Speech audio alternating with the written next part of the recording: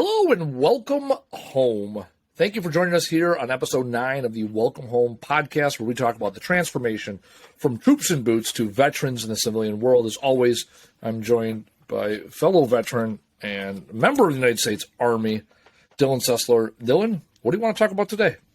I believe we're talking about relationships today. Should be a good one. Relationships. This will be a good episode, I'll tell you, because I struggle historically in this category. I used to struggle in relationships, and now I'm aware of that, and I seek first to understand before being understood, so that I am better in relationships. That was a really long sentence to get to where we're now at, and this is part of my journey of understanding. So, since you're aware now, I'm aware. What do you think you struggled with in terms of relationships the most? And how does that have anything to do with veterans? Well, a lot. Well, it has to do with veterans, and also has to. A lot of why I struggle is because of the lessons I've learned in the military. So, for example, last week you and I were at networking event 2 weeks ago already now. And I did a keynote, and one of the things I talk about is resources that are human. And because I talk about the 6 buckets of business, and typically we think of HR, and HR is stuffy, and it's like pay and benefits and W-2s and very technical and tactical things. And then I look at HR differently, so I talk about resources that are human. I talk about all the people that make the business go and the people you surround yourself with. And the joke I made on stage the other day, which is true, is in the military, I would say I was a decent leader. I would not, NCOR say I'm above average. I did better than my peers. But here's the joke. It was a good joke. Here's the beautiful thing about the military. When you tell people to do stuff, so long as it's, legal, moral, ethical, and they don't do it, there's a very clear course of standards you can take, right? Or a selection process of things, right? We joke wall-to-wall counseling, but you can do a walk and talk. It's a very military, very civilian term, but you can have a conversation, right? And then you can put it on paper, like in the Army, we call it counseling, a 4856.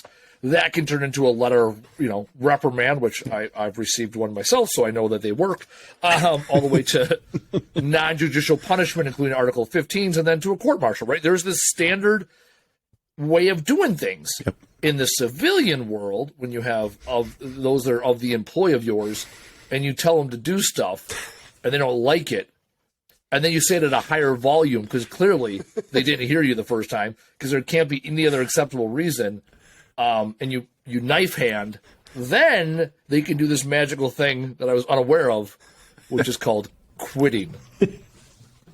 And then you think yourself, they can't. Why don't these? Doesn't matter if you're right or wrong. They could just They could just walk away. It's that whole adage, like, would you rather be happy or right? I'm really good at being right. Yep. I have struggled, and referring to people as a bunch of dumb motherfuckers is not a way to motivate them and encourage them. But a very standard practice in the military? Very standard practice. See, again, this is why, right? So this is the more comical side of things.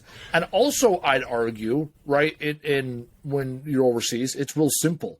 It's like you got to kind of get along with some people in your unit. Like you're naturally going to have a clique, whether it's actual formed one, like your team or your squad or people within your platoon, or a group of guys or girls that you kick it with, right? Like military, like the smokers and the non-smokers. Like that's a very clearly, like that's a huge divide that isn't like it's not issued, right? Like I always joke, my buddy Helm.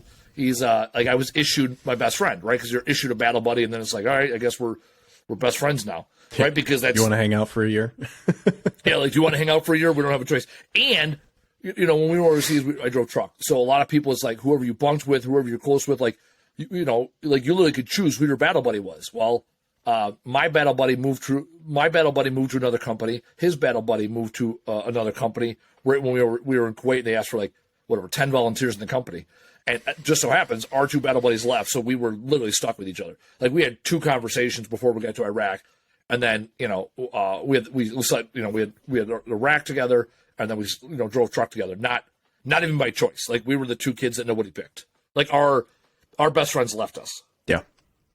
Yeah, it's not a choice. It's a lack of options. Is basically how the military works, and it's the complete opposite in the civilian world. It's you have all the choice and almost no options. It's at times it's like you can choose to try and find friends, and sometimes they don't want you.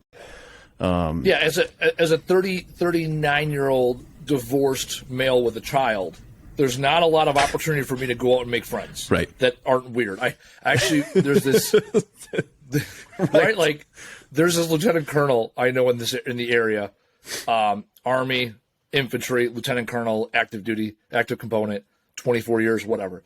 He got out, retired, and he was recently widowed, and like a year or two. I wasn't sure. I don't know the exact dates, whatever.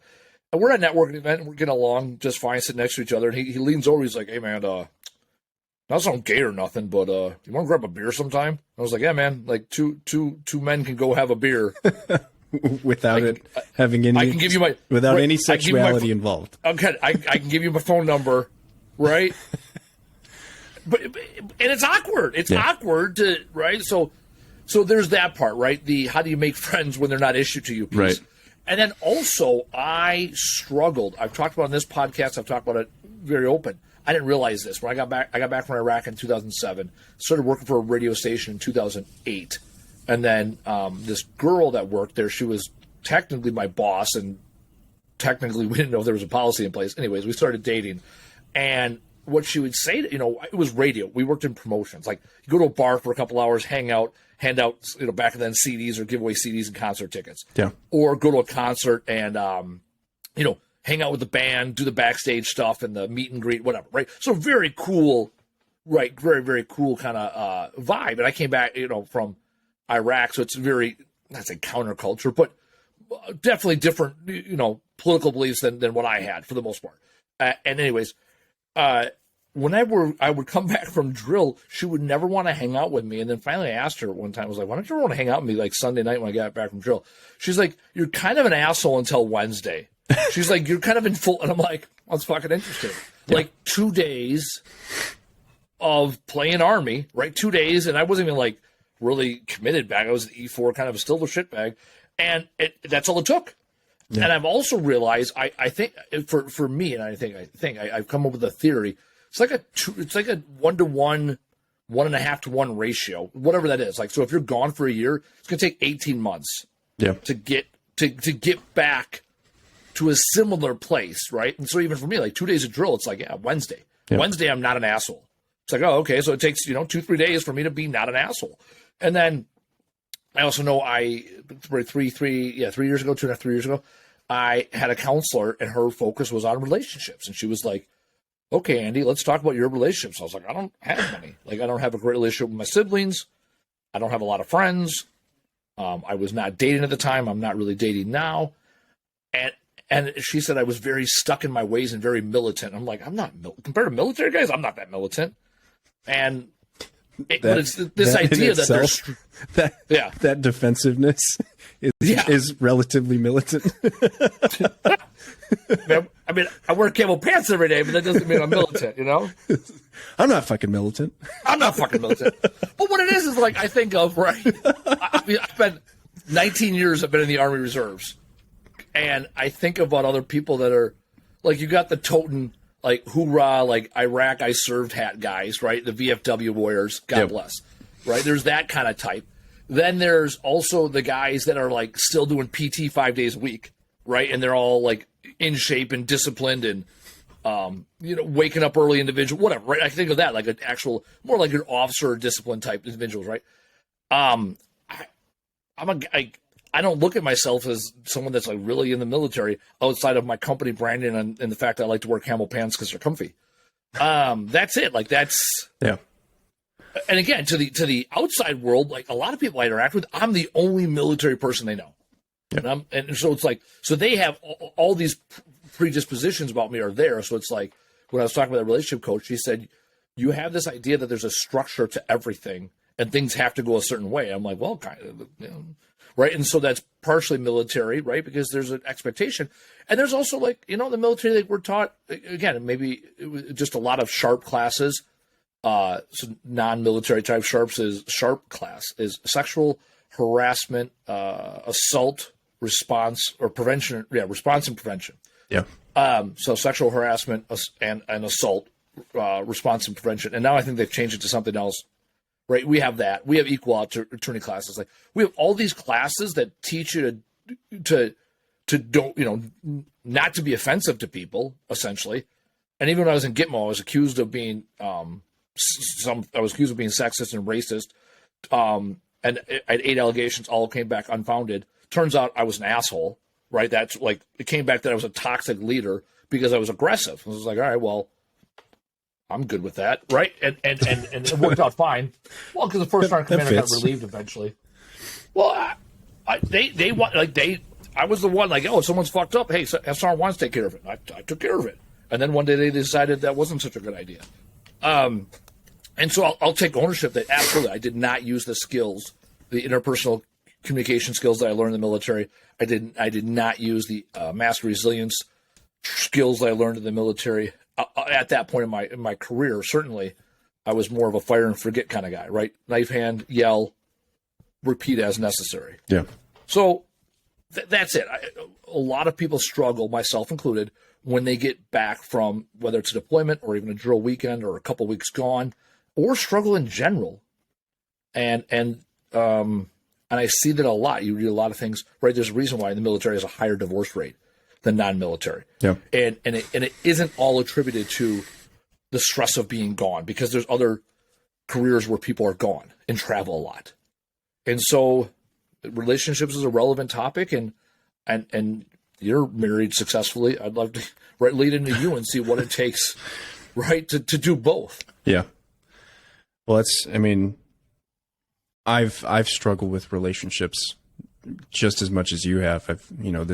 This most recent relationship has been in the build up to what my marriage is now. I had to go through all the entire idea of awareness and what I struggled with, what I needed, what I wanted, and what I can give. Because I had a number of relationships that weren't necessarily supportive, they weren't necessarily healthy, and a lot of that was my lack of accountability, both for myself and for the person in that relationship with me. Really just kind of looking at, hey, this is what we need to build together, rather than having the expectations placed upon me or placed upon them. And so it started where I've built a healthy relationship now. It really started with how I define, I think, the fundamentals of relationships, which is number one, love and empathy. Those two words, I think, define the foundation of how you interact with people, right? So like my definition of love is the idea of action without expectation, right? If I love you, I'm going to do things for you, and I could care less if you do anything back for me, right? Yeah. Because if I create that expectation, now I'm forcing you to interact with me based on how I see, my expectations, right? And they may not be good for you, and they may not be good for me. And so there's this power dynamic that comes from the idea of expectations. And so like for love to actually exist for me, it's two people have to have the same mentality. I do things for you, not because I want you to do things for me, but because I appreciate and I value you as a human being. And then when two people do that together, that's the hard part, is you got to find another person that's willing to do that and then maintain it consistently. And that's I love that. And action without expectation. Yeah. It's funny. I ask people all the time, what is your definition of love? And for I think probably 98% of people never thought about it before. And it's baffling, right? Because we're sitting here having a conversation about relationships. And if I were to ask someone that question before I even gave them my definition, oftentimes they have no idea, right? It's such a hallmark idea of, oh, well, love is, bringing someone flowers or, giving them a kiss, right? Tell them good night, texting them good morning, right? But they don't really know how to define the definition of the interaction of love. What is love to you? And if you haven't thought about it, chances are you have no idea how to actually action that. No, you know what? If you would have asked me that question once, my definition of love, I'd have probably had like a 30-second, 2-minute dribble. Yeah. And as you said that, I thought about a recent relationship, a romantic. So when I'm talking relationships, I'm talking all types of relationships, right? And the three relationships I think of most that are most important to me or have been historically is outside the relationship with yourself, right? Let's clarify that, right? Your relationship with yourself should be, or it needs to be number one, right? You got to be good with you before you can go be good for others, not even with others, but for others, right? So take that aside. But then I think about the next three relationships. It's the relationship with your significant other, right? Your spouse. That's number one. And then it's your children. And then in my case, it's the people I work with, being an owner of a company. That's who I spend the most time with. And even like I had a birthday this last weekend and just a small birthday dinner at my mom's house. And I had three people in my life. It's my buddy Eric, I've known since high school. It's my buddy Tyler, I'm in the Army Reserves with, and the president of our company. Like, those are the three people. I'm like, yep, that's it. Like, these, like, if I'm going to go out this weekend, like, well, that's pretty much the list of people I have that I go out with. Right? It's three people. So, like, my social life and people I network with, it's like, yeah, we have a relationship. I don't put a lot of stock into it. And if I think about those three people and significant others and my daughter, it's like, man, that's absolutely it. It's like, and also it's a two-way street. It is. Well, and that's the. I expect them to show up every. I say I don't expect them. Like, they do show up every day and give me love by showing up. And so this is where it's interesting, because you then have to look at, like, well, if you get into a relationship, there's expectations, right? Yeah, that's the reality. Well, and so, like. Yeah. Rather than placing the expectations within your action of love, of I'm going to do this because you need to do this for me, right? Like, instead of doing that, the idea is you place the expectation within the negotiation of the contract of the relationship, right? The relationship becomes the expectation, right? I'm marrying you, and these are our vows. And this is the contract of how we approach this. And this is I think one of the biggest things that people really fuck this up, right? They really mess this up because they don't determine what is your definition of cheating? What is your definition of not supporting me? How do you actually emotionally support me? And how do I actually emotionally support you? All of these things, I mean, and then you can go into finances, you can go into living, you can go into children, right? Like, all of these things need to be defined before you actually sign the contract of things like marriage or even dating, right? Like, you can go from dating into a relationship. When you're stating you should have expectations. The relationship should have expectations. Not the people expect. Not expectations action. Of each other. Right, like you and me right now, we have a general. It's obviously relatively unwritten, but we have a general expectation within our relationship that says, "Hey, we're going to do a podcast every Monday." Well, I would say it's written. We have a 5:00 call scheduled every Monday. You, me, and Taylor, our producer, we communicate ahead of time. What's the topic?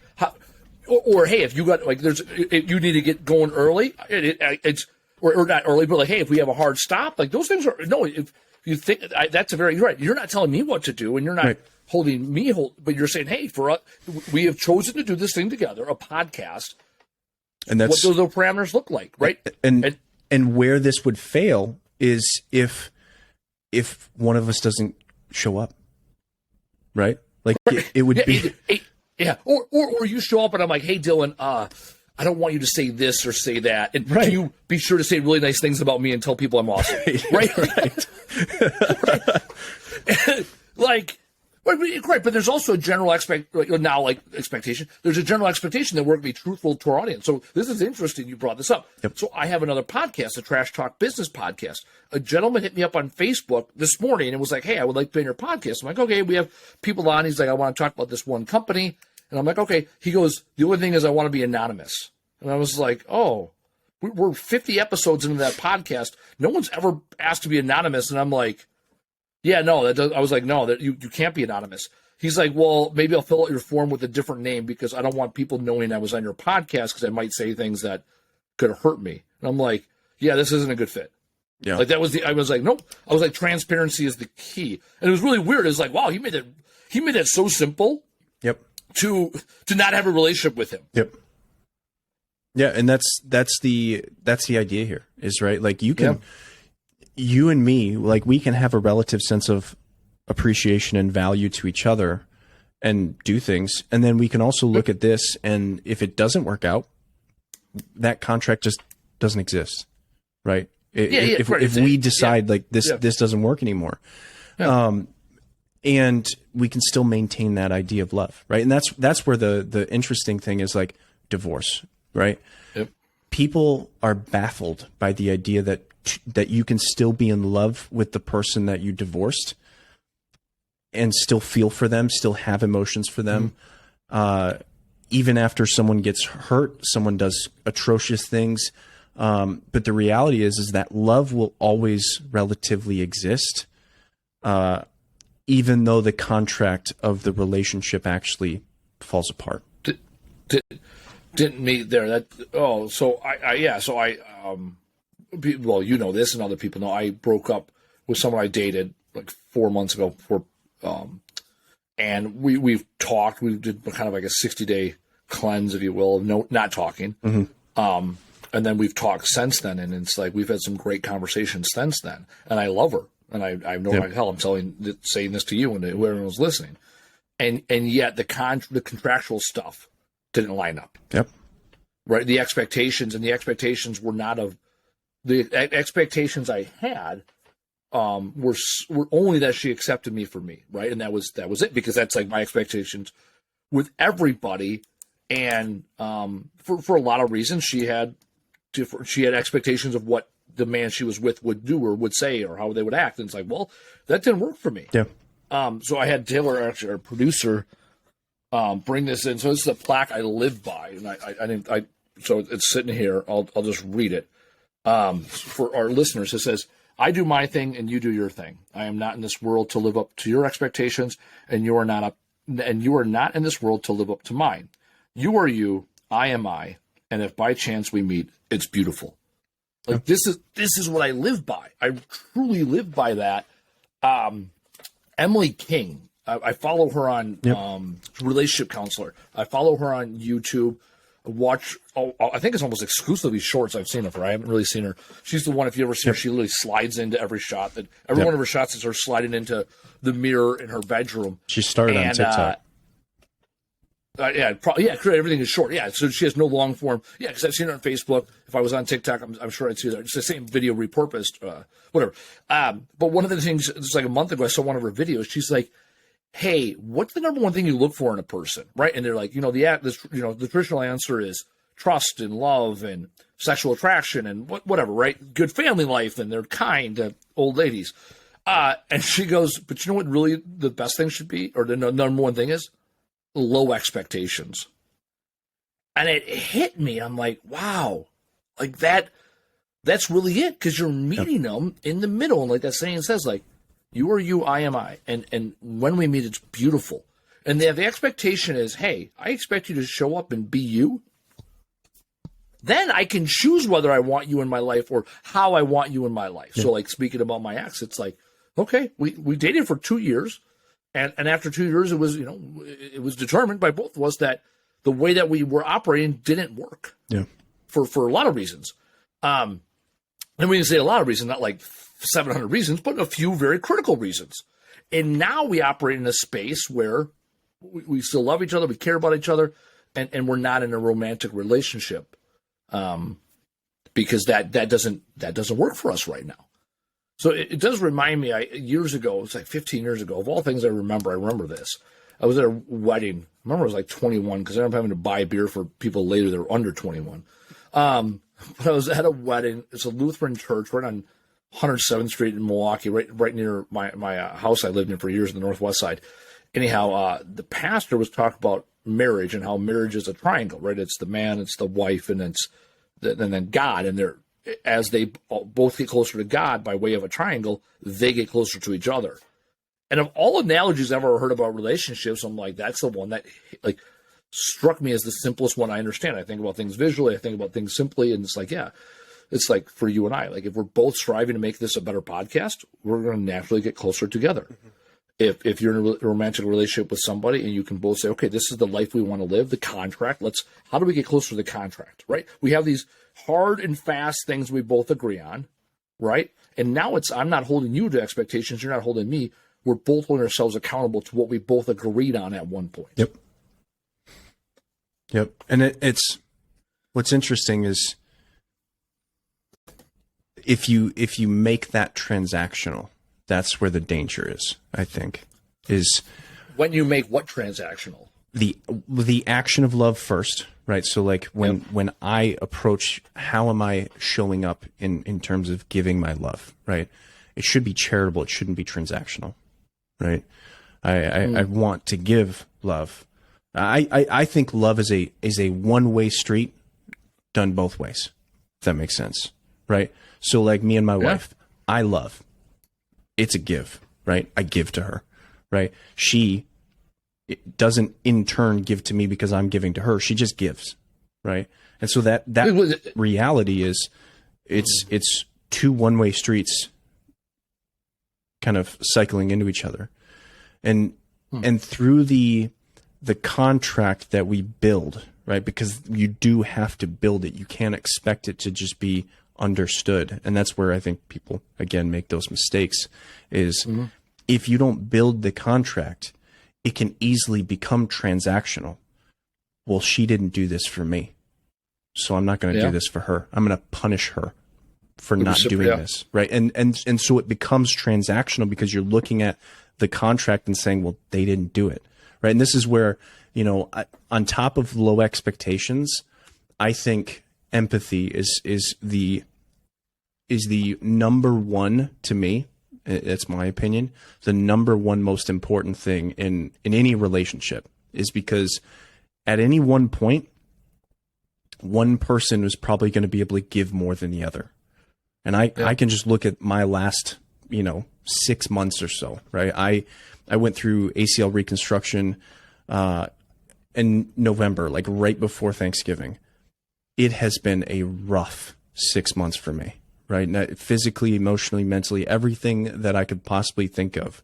This has been a rough 6 months for me because I'm taking care of a baby. I'm trying to, obviously still maintain my business while I'm doing that. So I'm working nights while I'm daycare during the day, working at nights. I'm doing podcasts. I've really just dropped content for the most part outside of my podcast because I just don't have time for it. I don't have the energy for it.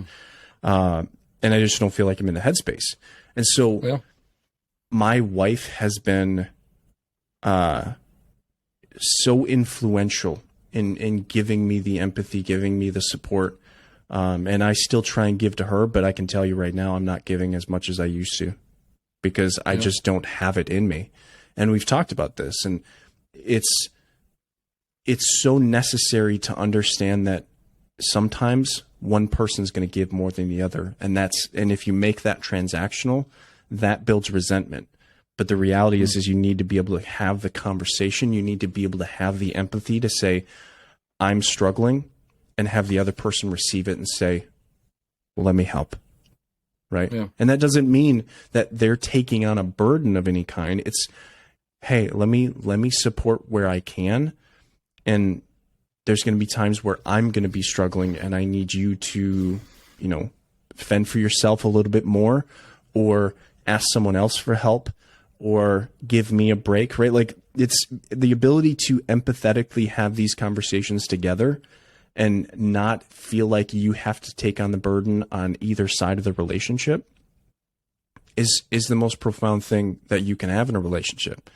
I recognize when I'm putting too much on my wife, and then we have a conversation about it, and I either figure it out myself, or we figure it out together, or she helps me out. And if you can't have those conversations, you don't have a relationship that is stable enough and strong enough to weather these remarkably difficult things that life has to offer. No, I'll ask, how do you do that on the daily, right? Like Jordan Peterson says that if you're a good, healthy relationship has a minimum of 90 minutes a week where the husband and wife, the two significant others, spend 90 minutes a week, whatever combination is, talking about what you call like the agreement, but really it's like the day-to-day operations, running the house, and expectations for the near and long term of the relationship, to your point, right? So how does that work? How does that look with you and your wife in particular? We talk to each other. Like there's no, we don't designate that time. We just do that time. Right. Like, but like if you're, what happens when you're frustrated with her, or you recognize that she's frustrated with you? We talk about it instantly. Right. There's a, and like I said, like my wife is, I didn't say this, but my wife is remarkably empathetic, and so am I. Right. And so when we walk into the kitchen and she asks me something and it makes me frustrated, or, the kids do something that's frustrating, and I walk in, she looks at me, and like, we look at each other, right? Like if there's one thing that we do, we look at each other. We look at each other, we observe each other. And when we recognize, are you frustrated? Yeah, I am. And we talk about it. We process through those emotions instantly. It's not I'm so frustrated, I'm not going to talk to her. It's I'm frustrated, and I need to process this, but I can't do it right now. Right. And it's we do that in the moment rather than force it to build up over time. Like when I recognize she's struggling, I ask her, hey, what do you need? And she tells me, right. And we've learned by now that for her, she's a venter, right? She likes to vent. I do not. I do not like to vent. Right. I am not here to tell you my whole life story and all the pain I'm going through right now. I need a moment. I need some silence. I need to process this. And then we can talk about it in about 15, 20 minutes or in a couple hours, because I'm really frustrated. Right. Like we understand that about ourselves because we step in space together and we look at each other, we observe, and we try to attempt to understand. And that's, if I look at the definition of empathy for me, is listening to understand or observing to understand, because you can do both, right? I can look at you kind of like, what was it, 2 episodes ago, right? I could look at you and I could recognize something's going on, right? You were not the Andy that normally shows up to this podcast, and I knew something was different, right? And we had that conversation. It's no different in every other relationship, is you have to show up looking to understand the other person in every relationship you have. And now that's that old adage: seek first to understand before being understood. And I'm different than you. I'm a venter, because I talk things out, and things make sense to me when I talk them out. Yeah. Generally speaking, like I'll go to my at the time significant other, even now, whether it's my buddies or if I'm talking to my parents. My dad ran a business for 30 years, still runs a business. So he'll get it. If I'm frustrated at work, I'll talk about work shit, because at work, there's not really anyone to vent to because I'm the owner. So you can't bitch down. You can only bitch up and out and over. And there's a healthy place. I'm in a CEO roundtable, which is once a month for 8 hours, and God bless, that's therapy all over, because we have to do we do check-ins, like a 3-minute check-in, and some people are like, oh, this happened and this happened, and then me, I'm just like, I'll just like go knee deep into one thing that pissed me off. Like let me tell you something about this motherfucker, and then he fucking did this, and then he did that, and then at the end, someone will be like, all right, so what can you do about it? And it's like, yeah, we all know what I'm supposed to do. Like, just wanted to say it out loud for a second, right? Because and often the answer gets you, and it's like, well, either It's like, are you going to keep, using energy and time bitching, or are you going to do something about it? It's like, well, that's right. And I need someone to say that every once in a while. Or like when I was dating my ex, Carolyn, I went to her. I vented with some things that were family nature, in particular issues I've had with my sister and my brother-in-law. And she's like, all right, I'm fucking sick of hearing it. Either you're going to do something about it or you're not. And at that moment, I was like, all right, you're right. I'm not going to do anything about it. I did something about it, and I was waiting on their response. I fucking hate waiting on people, right? And so it's like, that was I just want to plow through, and this is a war of attrition with those two. It's like, I want to plow through and get it done, and this isn't a case of plow through and get it done. This is a case where I can sit at the fucking table all day. If they're not willing to sit down with me, it's moot, right? Me yelling louder doesn't get me understood, right? Because I'm seeking to be understood. I understand their position. They choose not to understand mine, and I have to accept that. And it's a real motherfucker. And venting's the way I go. But what I realized with her in particular was, and I recognize this in most of the relationships I've had when I've dated people, I don't vent to them about them, and I accept them for who they are. And I'll say something, and typically I'll say it after the fact. I don't say it in the heat of the moment, because it's one of those like, hey, if it doesn't bother me the next day, it didn't bother me that much. And there's some truth to that, right? And unless it's a safety, security issue or a situation where like I feel the need to intervene to expedite the process. Like, so for example, my ex never trusted me. And that's right, one of the downfalls of our relationship. Even to a point where it's like, hey, pick out a restaurant, right? I say, hey, where do you want to go? Well, I don't care, just pick something. Okay, well, I pick something. And she'll say, well, do they have something on the menu that I'll like? Yeah. Well, let me look at the menu. It's like, well, fuck off, right? Like, you told me to do something, I did it. Then you didn't. Then you asked me a question. I said yes. I understood what your expectations were, that they had something. I know what you fucking eat. We go out to eat all the time, right? I like to make sure you had a couple options, whatever. And then you still want to look at the menu. Well, what the fuck? What's the point of me even being in that relationship if I'm going to, right? So in situations like that, I would put my foot down. Because I'd be like, well, hold on. Like, if you want to pick the fucking restaurant, you pick the restaurant. And I would say it in a nicer way, in a friendlier, joking way. And then towards the end, I didn't, because I got sick of that, right? But I realized a lot of other stuff, it's like she would say or do stuff that bothered me, and it was strictly like, it wasn't an attack on me by any means. It was, we were raised different. She had different values and beliefs than I did. And when I brought them up later, it was like she got mad and resented me for it. I'd be like, well, hold on. Right. I'm not saying you were wrong in this situation. I'm saying, because she'd ask, well, were there things about me that you didn't like? Yeah, a lot of things that I didn't like about you. It's like, well, I wish it. That's an inevitability. Like, well, right? It's like there's a lot. My best friend Tyler, I go to Vegas with him a couple times a year. We're in the Army. We fucking throw cards. Like, he's my number one guy. There's things about him I fucking can't stand. I'll say to his face, and he'll be like, yeah. Like he's like the most matter-of-fact motherfucker out there, and it's annoying at times. And he'll double down because he knows how annoying he is, right? Yeah. And whatever. So it's like, I struggle in when I'm dating somebody, where it's like, I accept them for who they are. And then Carol in particular is like, well, if I would have known you didn't like these things, I would have changed. I'm like, well, that's certainly not what I fucking want, right? I don't want you to change because I don't like things in you. If you like those things in you, cool. Now, in time, I realized that it was more of she wanted me to point them out and make her aware. And once she had the awareness, it didn't matter what I thought. It's, did she like that about herself or not? Right. Right, because I'm not the judge and jury. Because it's you don't point things out, obviously, to specifically make that person change. You point them out because you're attempting to help them understand your needs, right? I struggle with this because it chips away at my need for affection. It chips away at my need for attention, right? Like anything, right? Like, imagine like kids and phones, right?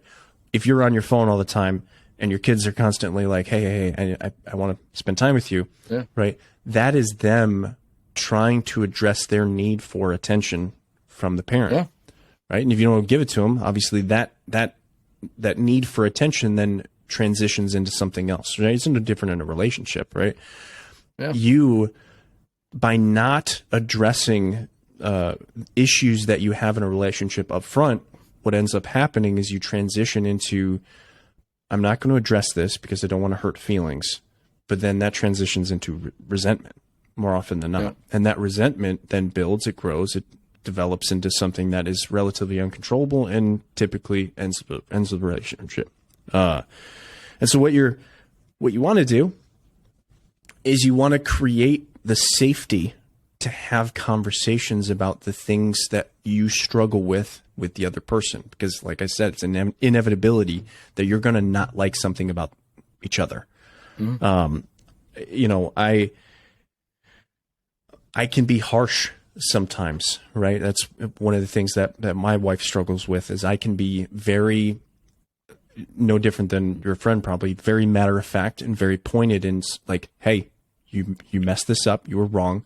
We need to change this. And I, you know, when I talk to my kids, and it comes off as harsh, it comes off as, you know, aggressive sometimes. And my wife recognizes that within me. She looks at me and she talks to me. She says, hey, this is how we deal with this, right? This is how we need to deal with this.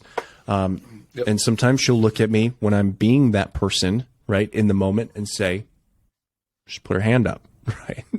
Like says words without words. Yep. And I recognize, like, yeah, I'm probably being a little harsh right now. And I don't see myself, right? I don't have a mirror in myself. I have to look at this child and see how they see me. And so like these conversations have to be safe from the get-go, right? It's not a, hey, you have a fucking problem. It's, hey, I struggle with this. I feel these things when you interact with me, and I want to talk about it. I want to process it. I want you to see yourself maybe. And I also want me to see what you see, right? It's building that empathy together and being able to solve problems together, not having to separate and solve each other by yourselves, because you're not really actually solving anything if you're not doing it together. Do you see this harsh reality? Have you seen this pop up in the way you act with people in the civilian world versus the military that you come across? I think with strangers it's easier because we don't care about people's feelings, right? Like, so what do you mean? What's easier? It's more often either common sense or culturally necessary for us to have manners with people outside of ourselves. Until, right, and here's the until, things like social media or something happens that is offensive or annoying or frustrating, and that's when all manners go out the window, right? And so for veterans, right, if, you know, you're at the DMV and someone drops a book and you get frustrated because your PTSD flares up and you're on the ball. That's when things can go wrong, right? That's when, like, the manners, I don't give a shit about you, right? That's when the idea of I need to protect me, I need to protect my feelings.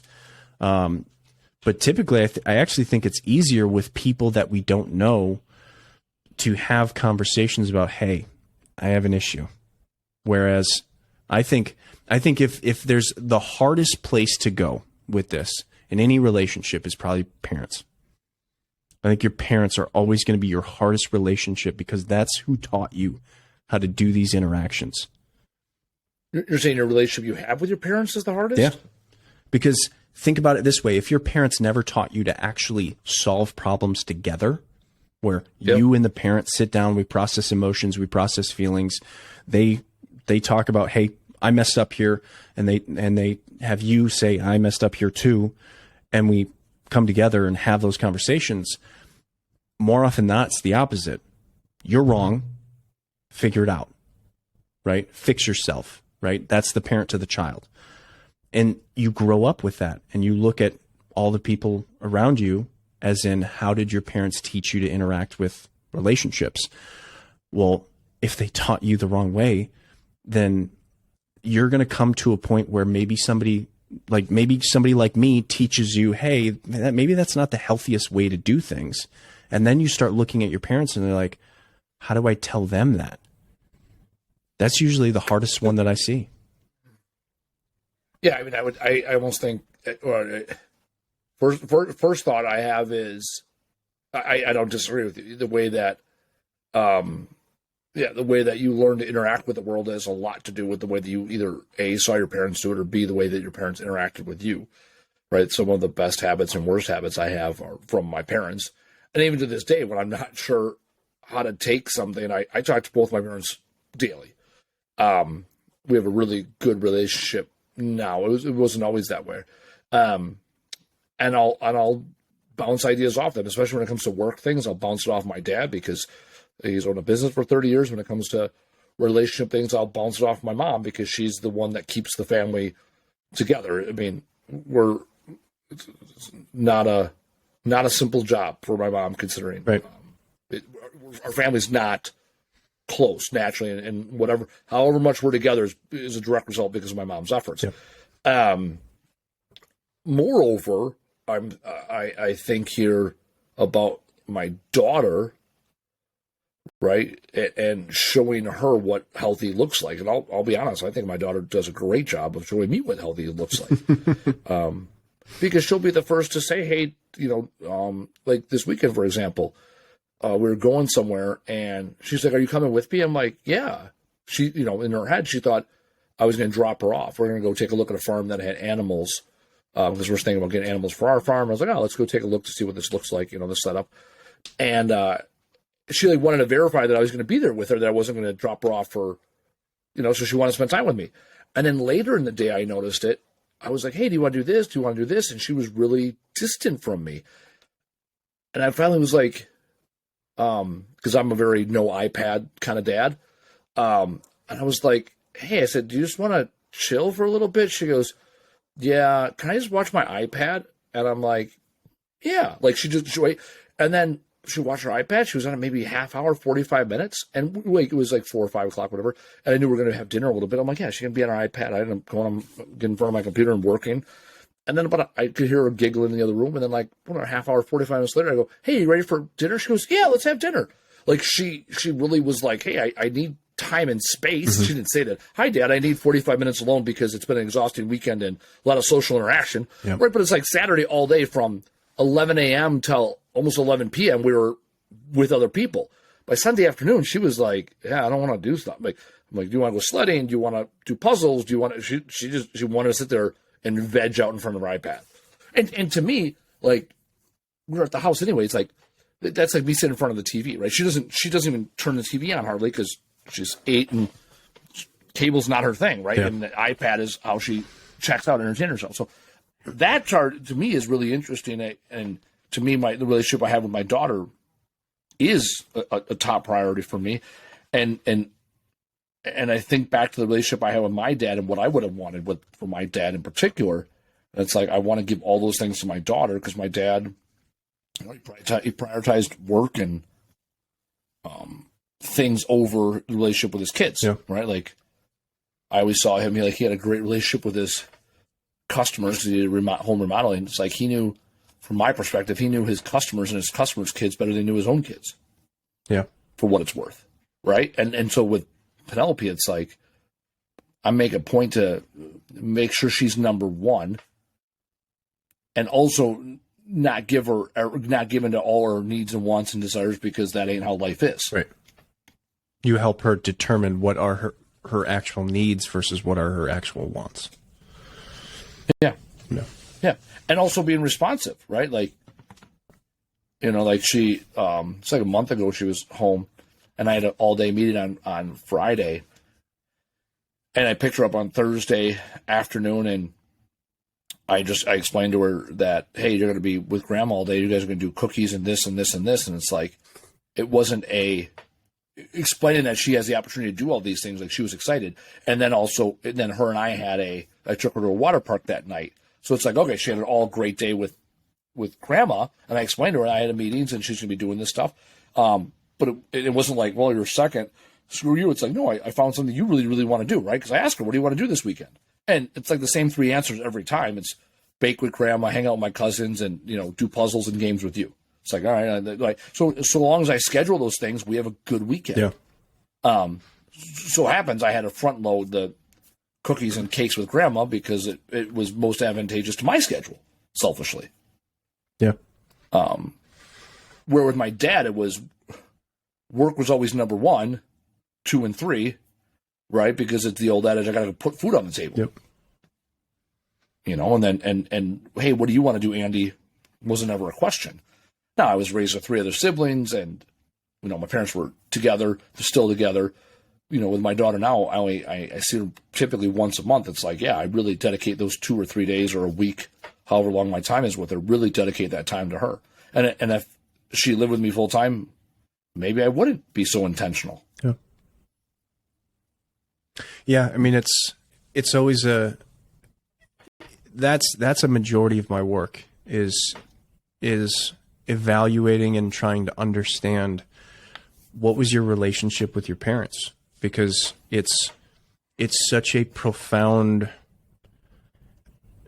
kind of driver for how we interact in the relationships that we build. And that's not always healthy, right? And that's not to say that our parents did a bad job. Oftentimes, just like us as parents, we are given the tools that we have, and we have to make do.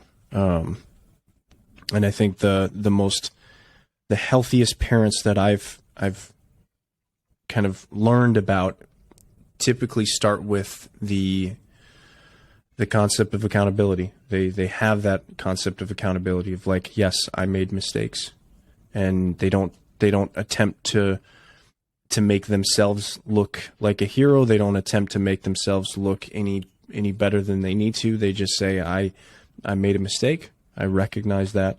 How do you feel about it? And they offer, just like myself, oftentimes I feel like sometimes I'm a replacement as a parent with some of my clients, and there's nothing wrong with that.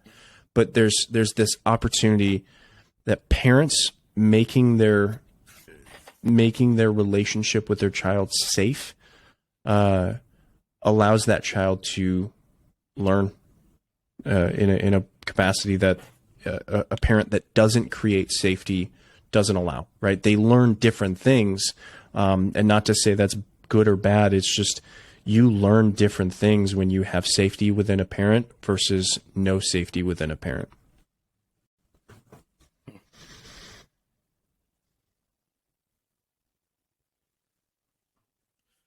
So like, in my case, do you advise now reaching out to my parents and working through that?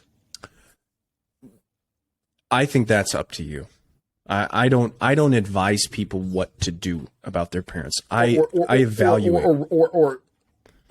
Or sit back and recognize why I am the way I am because of right. That's the more important thing, because you know, here the reality of the situation is that, you know, your parents might be 70, 80 years old, and they're probably not going to change at this point. And it's not really. Yeah. It may not be useful for the time that you have left with your parents to go and say, hey, you know, you fucked up my whole life, right? And maybe that's probably not useful. But what is useful is you looking at your story and your context and recognizing, I never felt safety here. I never felt attended to here. And what did that do for you? How did you then transform your needs and your wants and create the personality that you have now? And it's no different than looking at someone else in the relationship with you and saying, you make me feel, or I feel this when you do this. And that chips away at my need for attention, my need for affection, you know, all of these things. It's you then look at yourself and create the perspective you want from it. My parent didn't give me this safety here, and therefore I had to, here's a thought for you, I had to become louder than everybody in the room so I felt heard. Right? That could be a reality for you. I don't know. That's really up to you, and you determine whether that's useful or not, or if you want to change it, or if you want to adapt it, or if you just want to understand it. Yeah, no, that is interesting. You also had a really good catch there when you said because I'm all about fucking words. When you said you made me, or you started saying that, and you said, no, I felt this way when you, right? You don't want to say that. Statement, right? No, because then you take no accountability, right? It's I statements, I when, right? Yep. I this, when you that, right? And now it's still personal, but less personal because you're owning it. Yep.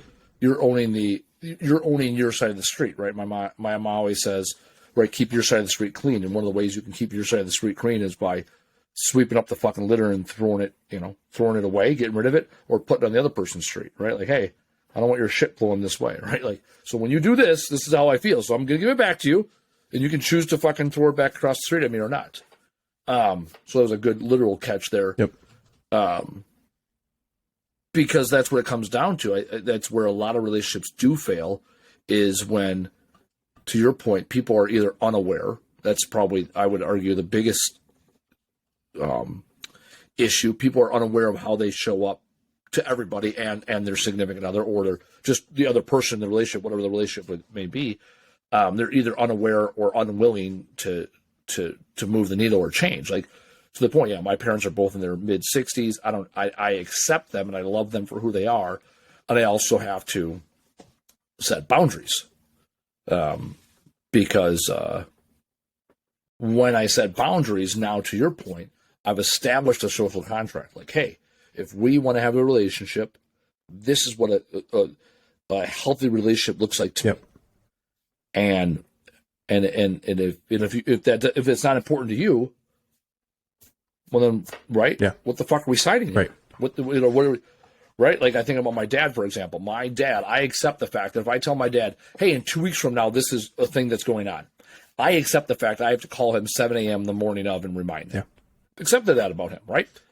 And it's not bad, right? He lives day to day. I can tell you this last weekend, I called my dad, kind of a last minute situation. He's like, oh yeah, I'll be right over, right? Because that's how he operates, right? It's like shiny object syndrome, and that works out really well for him. There's a lot of people like, oh, your dad's great. Whenever you call, he's ready to help. He'll be the first one to help at a moment's notice. It's like, yeah, it's great until you got to, until you got to plan something. Until you plan something, right? And it's not right. So my mom knows that. You can put it on the calendar. You can text him. You can call him. You can't even email him because he doesn't have an email address. If you want him to show up, you call him the morning of about 6 or 7 o'clock in the morning, and you call him about an hour before he has to leave the thing he's at to come home, right? To take a shower, to maybe make it on time, and that's the terms, right? Like, showing up on time is a priority sometimes, not always. Right. Like, some people, it's like, that's it, right? Again, that's that social construct. Yeah. So I like that. And I would say that one of the reasons why, as we're thinking about this, one of the reasons why military members get along with military members is we already kind of know what that social construct is, right? We have a really good idea. Like, I'm thinking about this as, why is it I have such great relationships with people in the military? And I dated a few girls that were in the military. And I've often said, hey, would I be better off dating somebody in the military? Statistically, no. Statistically, military women get divorced. I looked this up when we were first talking. I'm going to get to my stats here before we wrap up the episode. Women in the military, 4.5% divorce rate. National average, 3.09.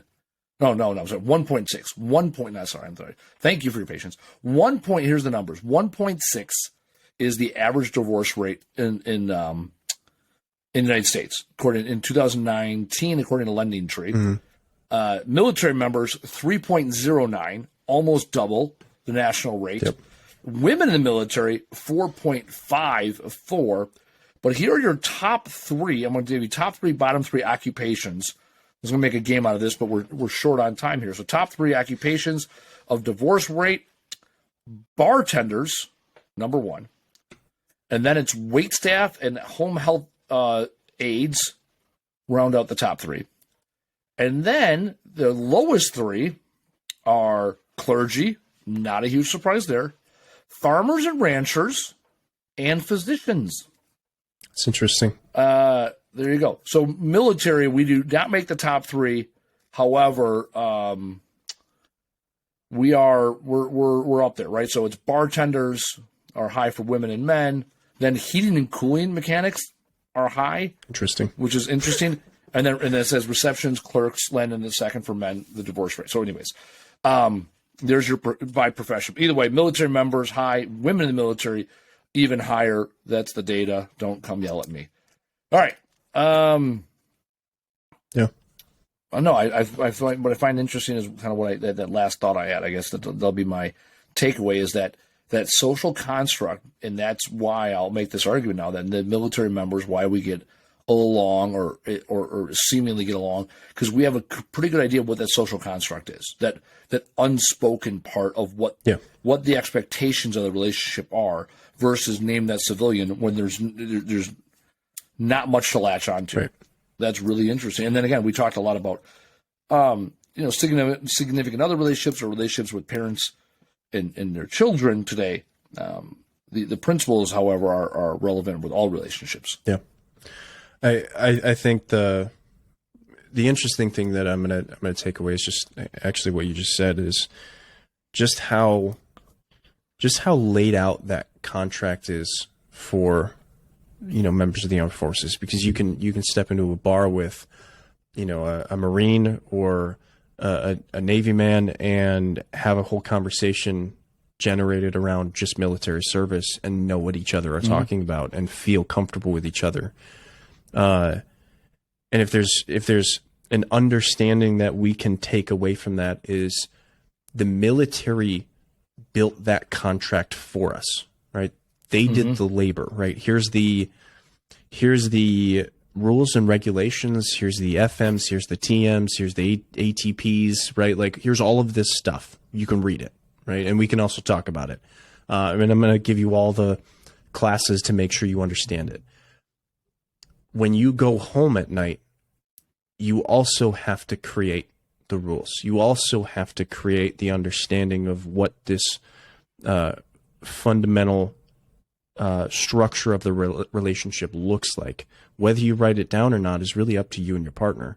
And you, with them, determine what that relationship looks like. If you want to resent them, don't build anything, because that's the best way to get divorced. Don't build a damn thing. Don't talk to them. Don't look at them, and eventually it'll fall apart. But if you want to build something, if you want to build a relationship that I think will last, talk. Look at them and understand what they might be feeling, what they might be going through, and understand that just because they tell you at face value, I'm fine, obviously, we all know what that means. It means they're not fine, right? And you don't necessarily have to push that. You just have to understand it might not be that. And my biggest takeaway is build something with them. That will always be the biggest takeaway when I talk about relationships. No, great step off. This works for not just your significant other, with everybody. If you want to build a solid relationship, have a conversation about the expectations of the relationship, not of the other person, and then you'll over time grow closer together. So as always, been a great hour here, Dylan. Appreciate your time. Appreciate you coming on. As always, in having these conversations, because they not only aid me, I know they're going to aid our audience. We launched this last week. Really excited about that. A lot of people that are already starting to reach out to us. So for everybody out there, you got a story to tell. We want to hear it. We want to know what your experience was, civilian or military spouses, children of military members. We want to hear what your experience is so we can share that perspective with other people in the world that might find themselves in the same hole that you were in at one point. So thank you for listening this week. We look forward to having some of you on as guests so we can continue to share stories and share the knowledge that we all have. If no one else said it to you recently, welcome home.